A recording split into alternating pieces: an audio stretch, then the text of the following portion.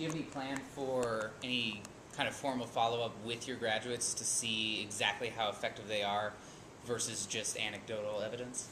Yes, I do, and I see that down the track as a fairly fertile source of papers and professional development opportunities, because we've got a lot of teachers out there who are stayed in their ways, who would like to be better at it, but are comfortable with the way they've done it for so many years they don't bother trying.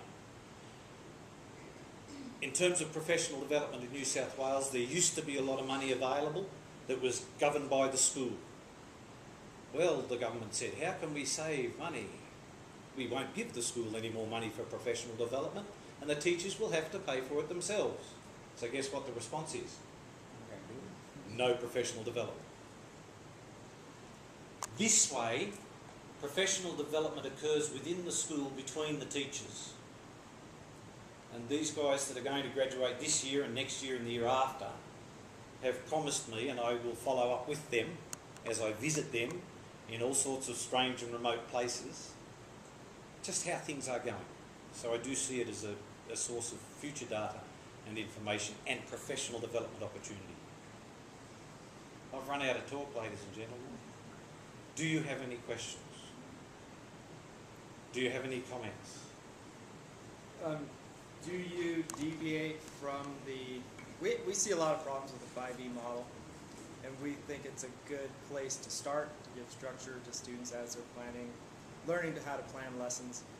But I think there are a lot of things about it that students should become aware of by exploring other lesson planning models as they mature as teacher candidates. There are lots of different learning cycle models. The reason that I've emphasised the 5E one, and yes, I am aware of its shortcomings, the federal government, just like yours, is in the process of looking at establishing a national curriculum to overcome these hundreds of different syllabi. So we have on our desk at the moment a draft national curriculum statement and a draft national syllabus in science. That draft national syllabus in science in the elementary school is supported by a series of publications produced by the Australian Academy of Science under federal funding called Primary Connections. And each of those books uses the 5E process. So it is highly likely that the 5Es process will be imposed from above on all. Hence, better get on the bus and be familiar with it before it gets thrown at you and you know nothing. But in my lessons, yes, I don't use it as the only one. But I have made it clear it's likely to be the favoured. So learn it best. So awesome, impressive stuff. So I just want to say I'm an author of a textbook called Physics for Elementary Teachers. I know. Oh, haven't you seen it? Yes, it's a real pet of a book. Okay, good. I hope to have a chance to talk with you about that kind of thing, because you're also teaching physics for elementary teachers, and we certainly have videos of elementary kids learning similar content that they can utilize as a way of applying their physics knowledge. Yes, I've got videos of elementary teachers teaching elementary teachers. And to give them license, whether it be poetic license, to be primary school kids is quite fascinating. You can, you know, like you might be the teacher for today, and you might be the 4 students for today, and you'll say, well guys, you're in our year 3 class. And to give you guys the opportunity to remember what it was like to be a year 3 student, and to behave like a year 3 student, and to think like a year 3 student. Because I also say to my teachers in elementary lessons, if you can't remember what it was like to be a kindergarten teacher, don't teach kindergarten. Sorry, a kindergarten student, don't teach kindergarten. And I also say to my secondary teachers, if you can't remember what it's like to be a year 9 student, don't teach year 9. But I also have a question about how your government is dealing with teacher preparation. What kind of legislation, I understand the national curriculum movement, but is involved in 2 things actually, both measures of teacher quality. We have such a major, terrible ordeal here in the U.S. regarding that, and then also with the forgotten field of teacher preparation. It is a forgotten field. It's a terribly forgotten. It is expected that universities will punch out students, and as I pointed out earlier, the Institute of Teachers is now in control of the standard of graduate, and they've set the bar up here, where most students are capable of getting about here, and that's a huge turn off, so we're losing How are they students supposed to measure that? How are they measuring that? with a portfolio. Oh, the portfolio, okay. So while they are at university, they are still recording their community interaction. You know, those 7 elements I put up? They're supposed to write down things that they have achieved that meet the 7 elements in. There's a book about that thick. Yeah, but which they write, right? I mean, every 7 element is reported on. Yes. So, But in you know, terms the of measure is really interesting. Yes, it is. And it's almost... They're trying to quantify the unquantifiable. And that's what they're also trying to do. And I haven't mentioned this, but I'm glad you brought up that question. They're also trying to bring teacher performance indicators and base them on salary. And boy, is that causing problems. We have the same problem here. In other words, your NAPLAN results, your ELA results, your high school certificate results, your this results or your that results are going to determine your salary. And a lot of teachers are saying, because, you know, you've got really first-class teachers being sent to places like Walgett, where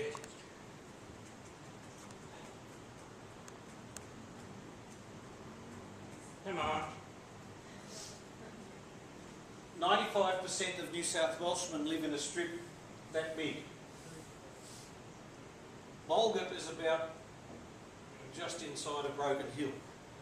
The population of Walgett is about 2,000 people, and this is no disrespect because I taught there for 5 years. Of those 2,000 people, 1,800 of them are Aboriginal descent, and they don't like to learn the way we teach. As a consequence, and I've seen brilliant teachers go out there, ready to change the world, fall on their face in 6 months. If they'd been sent to Sydney or Port Macquarie or some of the other places, excelled. So to base it on performance and external examination results is tantamount to criminal in my point of view. How are we going to solve that problem? You let me know, please, You let me know. and I'll do the same. Any other comments or questions, ladies and gentlemen? Nearly. Maddie, so just sort of stepping back a bit, and the talk sort of like, you know, lit up some lights in my head about other ideas I've read about and thought about. And one of which is that it seems like a lot of what you talked about here is some research about a course transformation, that you've done this work to try and understand how to rethink this E&M course for the teachers that you're working with, or the teachers to be that you're working with. And I was wondering, have you, so the reason I bring this up is because I was recently just finishing a paper by some people from this group, actually. The head author on one of this is Chandra Turpin, about course transformations. And I was wondering if you've really thought about, you know, you're presenting a model of a course transformation, and how does this connect with other models of course transformation, one of which, you know, folks here can tell you more about the one that they wrote about here. And then the other is sort of, you know, this is a course for new teachers, and it's about teacher learning. And so I'm wondering also about your thinking about your model of teacher learning, and how does this connect with other models out there of teacher learning? Like, one that comes up in a lot that I think about is like, a lot of people, at least in America, talk a lot about like PCK development and that sort of thing. And there's this whole, you know, body of work that sort of supports that kind of thinking, and that's a model. And one of the things you're highlighting here is about this issue of confidence. And, you know, maybe that's an add-on to this model. Maybe if you're proposing a different way of thinking about teacher learning. So I'd like to hear your thoughts about this. Okay, well, if I can go back to the first part of your question, I think I may have misled you. Because I wasn't really trying to change the way I I was teaching electricity and magnetism to my pre-service teachers, I was trying to change the way they were learning how to teach science. They became specific with electricity and magnetism because I only had a certain period of time during which I could concentrate on the data collection process. So in terms of rewriting the course, no, I didn't rewrite the course, I just taught it differently. I modelled the way it should be taught. I didn't write on the back blackboard, this is Lenz's law, and this is Coulomb's law, learn those equations when it was taken to me. We actually quantitatively used magnets hung on strings and let the kids work out the effect between the different, I use the word kids, pre-service teachers to do that. I disagree. I think that if you're teaching it differently, you've got it to a course. When you talk about the difference between PCK, pedagogy, and content, that is a huge debate. The kids started out by saying there's no point giving us the content, we want to know the pedagogy. So on that continuum, I suppose I was more up this end and playing down the content knowledge that they required. Interestingly, toward the end, they told me they had the content knowledge, and they proved to me with those formative and summative assessment tasks, the post-test, that they did have it. So there's still a lot for me to clarify in my own mind as I finish writing up this project, where PCK fits and where other teacher training models fit. Because as I said earlier, when I look through the research, the body of research out there has a lot of stuff on teaching kids, but very little on teaching teachers how to get the message across. And whether or not I'm rewriting a course or just teaching the course in a different way is perhaps an argument we could have. But yeah, I did concentrate on the pedagogy side of things by modelling it. I taught it the way I think they should teach it in the classroom. And then I gave them practice on teaching the way I thought they should teach it in the classroom. And then they told me that as a consequence of that, their content knowledge had increased markedly. So I'm sorry if I didn't answer it entirely, but yes, I was setting out to get you to think about whether or not I was making a contribution to knowledge with this project. It is interesting and I'm fascinated by it and I do lose sleep. And I'm not really 82, I'm only 36. Any other questions or comments? Is there, do you guys have any new, say, assessment structures or grading structures for helping people feel like they're celebrating their knowledge instead of being evaluated with, like A's and B's and all that stuff? And that hurts, because when you're trying to get people to celebrate the fact that they've learned something, to give them a multiple choice test and a mark destroys that enjoyment straight away. But unfortunately, that's the way our system works at the moment. I've recently contributed to a book on sustainability in education, where in the final chapter that I wrote, I encouraged teachers to look at teaching thematically, which I suppose is a way of integrating all of the key learning areas into one.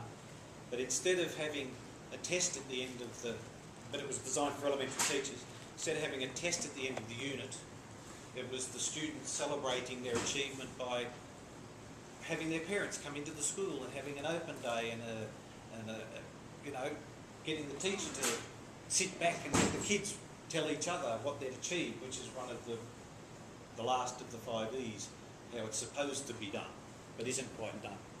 So yes, as far as mechanisms to celebrate learning, there's still a lot of work to be done there, and still make it quantifiable to some extent.